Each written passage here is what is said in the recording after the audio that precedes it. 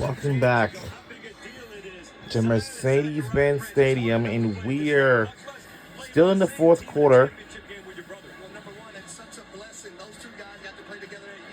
Some players have,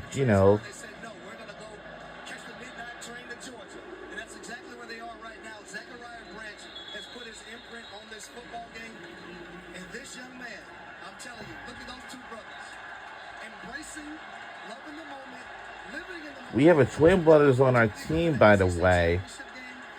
I am so shocked, but it's interesting right now. And right here, he's 3 shy away from tying the Georgia Bulldog record for receptions in season. I know we've had a big conversation revolving around Alabama possibly going out of the playoff. But based on what happens in the Big Ten Championship, could you see Georgia jumping up to that 1 or 2 spot? It's a good question. The number 2 spot, I think, is wide open depending on how that game goes tonight. If we get a blow on the Big Ten, you're damn right Georgia should be number 2 in the country. There's Jeremy Bernard. And this is the game plan they should have had. It's a little too late for that right now. But Jeremy Bernard, like his ability, yards after catch, he's got that A.J. Brown type of build where he can take those kind of hits and keep moving forward. So it's a little late. Obviously, fourth quarter, the game's a little bit out of reach at this point. But if you do that in the first quarter, it might be a completely different game. Bama 1st and 10 on the 41. And there's Jerem again, close to a first down. Alabama, again, look, I know we keep talking about this. It's what the playoff does to you in these multi-possession lead-type games. We're not necessarily talking about Bama coming back. Sure, they hadn't given up on that sideline. We're talking about the difference in margin of defeat here as it relates to conversations from midnight through tomorrow morning. Yeah, look, we still got 6 minutes left. We'll wait for the game to unfold a little bit more. But I am telling you right now, I don't have the camera on me. I wish I did. I don't think it's going to matter. But if the College Football Playoff Committee could look me dead in the eye, we've seen 4 teams right there. It was Bama, it's Notre Dame. Now, this is the good thing about Georgia and Alabama game. They first met up each other since 2007, and that's the Red Coat ban. Notre Dame and Miami in the College Football Playoff. The difference in this week being they're sitting at home because they didn't earn the right to play for a conference championship. Listen, it feels up to me they'd all be playing this weekend. But I'm just giving you my unbiased take on a tail whooping we're witnessing tonight. Ty Simpson's going to have to take it himself here. You know, Will, you brought it up about guys should be playing this weekend. Vanderbilt, Clark Lee, he was ready to put the ball down. If anybody's ever watched Blue Mountain State, that's the most Blue Mountain State thing you could possibly ever do in football. And these guys were really calling up other teams, saying, hey, we want the committee to look at us one more time. Put the ball down. Doesn't matter if it's a cornfield, at a high school field, wherever it's going to be. The boys ready to play. Hey, yeah, you got to respect it. At the same time, Vanderbilt is the team on the outside of everybody else. Alabama poor on 3rd down, 0 of 1 on 4th down. We're about to face another one of those situations here as they call timeout. So the reason why I said earlier, like it's not going to matter, I firmly believe that if this game would have been a bit closer to the 3rd quarter, Alabama would have had a strong argument. The way they just got beat down today, with the committee watching this matchup all in one room, I don't know if it's going to save them and put them in the college football playoffs. I really don't. I understand that argument, and logically makes complete sense. But if you're a team playing in a conference championship and you've earned the right with a little treat, a little goodie, and you get blown out, now you're not in the college football playoff, why would any team go next year and play in a conference championship? Now remember, both of these teams really banged up right now, which is why I continue to wonder if this game doesn't change score-wise. I mean, I guarantee you, we're on the way home. We're listening to Kalen DeBoer on that post-game podium. I mean, the amount of injuries they're dealing with right now. It would have been the same way with Georgia. It would have been the exact same way. That's the only angle that they got. That's the only angle DeBoer would have going up there talking about injuries. But any other week, this team would fall out of the top 12. 4th down here, 4th down and 1, midfield.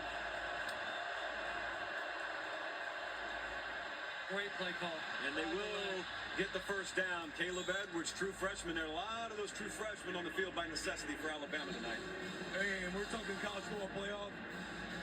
This drive is everything. Yeah. You can get in the end zone and make that score be a 14-point loss. 4th down, 1. 4th down and 1. Midfield. 4th down and 1. Midfield. Great play call. And they will get the first down. Caleb Edwards, true freshman. There are a lot of those true freshmen on the field by necessity for Alabama tonight. Hey, and we're talking college football playoff. This drive is everything. You can get in the end zone and make that score be a 14-point loss. Now, if I know what we know Caleb DeBoer is going to do in this press conference. He's going to see all the injuries that they have. If I'm Kirby Smart, I'm going to my press conference. When I visited that campus last year and the year before, but the year before, when I was on that campus, everything was pretty close. And I know last year I went to the football stadium. Well, first I went to the bookstore to get something, and then yeah, to the football stadium. Like took a peek inside, the student center, and everything else as well. And I said, something is interesting right now. Oh. Multiple opportunities to pick that one off. They had to decide who was going to pick it. In the end, no one does. KJ Bolden had an opportunity to intercept this football. This is the sophomore safety out of Buford High School. Shout out to Buford High School. They just built a $60 million stadium. They beat Valdosta last night in the state playoffs. So KJ Bolden playing at a high level at the safety position had an opportunity for the interception right there. All right, situation. Bama trails 28-7 drive in under 5 minutes to go in regulation here. Play clock ticks under 5. They do get it off. Ty Simpson scrambling. It's been a familiar theme all night. He's going to go down again. Hey, that's a great job by 10 there. When the ball is snapped, he sits back as if he's going to coffee house, so he has to keep the eyes of an offensive lineman. He ends up being the spy guy. Ty Simpson doesn't see that. Tracks him down, no problem. That's a great play by 1-0. Shane Walker. You look at this Georgia defense and just the athleticism. Guys can hit downhill. They can be physical. They can run sideline to sideline. They're very instinctive. That's been an MO of this defense for Kirby Smart and Glenn Schumann for a while. Been a tough time for Alabama on third down. Doesn't figure to get any easier. 15 they need to pick up. That pass complete to Jeremy Bernard. He's going to toss it back. Oh, we got He's some going to find trickery. Daniel We Bell got out some there. trickery. Here he goes down the sideline. Oh. Hey, if that doesn't scream, hey, college football playoff, we're trying our best. I don't know what is. Hey, we're fighting. You fight to the clock. We got 0. Ain't no doubt Willie C, but I'm just telling you, the board's looking at that score the same way we are right now. Please, God, don't do it to us.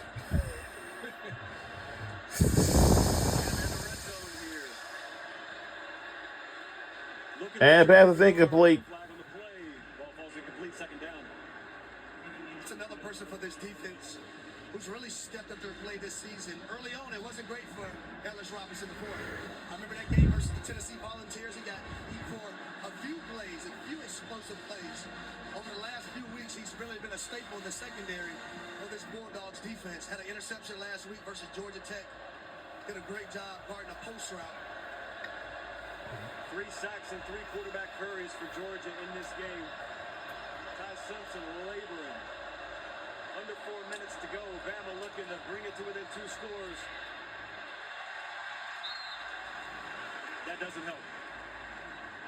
Not what you want to see. You know Georgia fans feel so good right now. Taylor and I, we were in the lobby of the hotel earlier today. There's a husband and wife. They've been together since 2012. They go to every Georgia-Bama game together, and they each buy separate tickets to sit somewhere else. That's how much of a rivalry it is in that marriage. A massive rivalry, but also what a heads-up play on keeping your relationship and your marriage happy, right? So we can all look into that. If you're that passionate, honey, go ahead. You sit over there. I'll see you after the game. Took death to his part, except for Alabama, Georgia. Bama 3 of 12, now 3 of 13 on third down. And what you've seen on offense from Alabama today is what I've seen the last few weeks. Confusion and route patterns. Missed throws by Ty Simpson. Drops by the wide receivers or the tight ends or the running backs. Just not that cohesion. Taylor, you know this. On defense, you can have 2 or 3 guys to mess up, and it can still be a successful play. Offensively, all 11 guys have to be on the same page. You gotta have every single guy on the same page at all times. And I know Craig Olson's going to hear what I'm about to say, but it means so much. Momentum throughout a season is everything, especially in college football. When you're Georgia, you start slow, but slowly but surely you gain momentum throughout the year. That you can see it showing up right now in December. Last catch for Alabama here. Ty Simpson to the end zone. And that one falls incomplete. And you're going to wave goodbye. Should have been a pick. Should have been a touchdown. We got an incomplete pass. KJ Bolden missed another interception. Ty Simpson's fighting for his life. On the game? Boys, I know we're sitting here looking at an incomplete pass here. I mean, the stat that just jumps off the screen to you, Alabama with less rushing yards than they started the game with. They're sitting at -3 right now. You gotta love that. That's such a surprising stat that we had the producer Caitlin in our ear. She gives us that stat, Will, on the camera, in the game. It's just You gotta love Will Compton's brain, ladies and gentlemen. You serious? It needs to be studied. We knew we'd get one. I'm surprised it took us to the end of the fourth. Yeah. It's just, yeah. Hey, buddy, we're here with you. We support you and love you. I said it before the game. Playing this Georgia team and Kirby Smart for a second time, if you thought you were going to be one-dimensional and beat this unit, you were sadly mistaken. Sadly mistaken. You said it, Harry. Harry, Loki, you've called a few things in this game. Zachariah Branch, he's the key to the game. He's been all in Georgia's offense. That thing you just said there, buddy, you might have a crystal ball. Houdini? It's up to you, bro. 28-7 the score right now. And Georgia very interested in that black and red confetti dropping down in 2 minutes and change. Very content with a 3-score lead. Josh, and look, man, I know people hate when you talk about entire body of work, resume. Bama has got a lift into this game. Look, they survived South Carolina. They survived Auburn. I know somebody else late. But again, you're sitting here. A theme, too. You guys know it in the locker rooms. Toward the end of the year, you start saying things like, hey, survive in advance, survive in advance, survive in advance. Now, it's clearly caught up to them. Georgia's walked them. And again, everybody's going to be talking about should Alabama be in the college football playoff. Well, think about how that loss looked versus Oklahoma. Yes. The offense was sputtering all over the place. 4 sacks by the Oklahoma defense, multiple turnovers. That game was at home for Alabama, who lost in Tuscaloosa. So it's just a reoccurring theme that we've seen the last few ball games for this team. And my special teams coach, Keith Armstrong, used to say this. Well, before every accident, there are always warning signs. The warning signs were there for Alabama. Today they got exposed.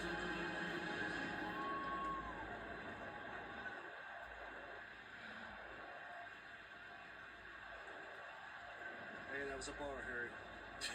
I had to let it breathe. I had to let it breathe. Said that thing sit for a minute. Whoa!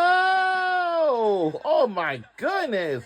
What a stiffy run that we ever got. That's going to, in all likelihood, take us to the 2-minute warning. Yeah, it looks like it will take us to the 2-minute warning. Not on the internet right now, but I can imagine that thing's Or 2-minute timeout, actually. I cannot wait to get on the internet. My first tweet's going to be, put Notre Dame and Miami in the college football playoff. I have no idea why I'm the only one waving the flag for Vanderbilt. I have no idea. Oh, wow. I'll tell you what Alabama could have used today. Do I need to say it? Let the pictures speak for themselves. Is that Oh, is you, that you, Will? Willie C? That's you, Will? Oh, Harry, let me break this down for you. We had a Trips Far Gun X Nasty. 100% on the prep that week was when X was nasty. The X is going to try to crack you on the screen.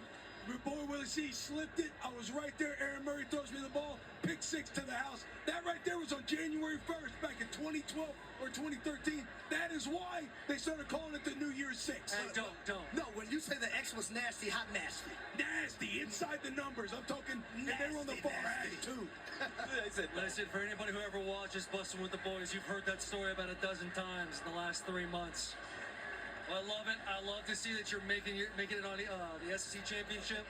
But I told you I'd walk off the set if that thing popped up. And I'm not going to hold my word. no, absolutely not. Absolutely not. You Can't stand jinx my next to one boys. of the mainest characters in college football. Yeah, main character syndrome. I love it to death. Hey, 2 minutes. Will Compton ain't walking on that field, boys. All right, we had a 2-minute timeout. It's not 2-minute warning. There's not much else to say. So now, this will decide if we're going to win this game. We're on out of here. So we'll see you on the other side. I know we're going to win.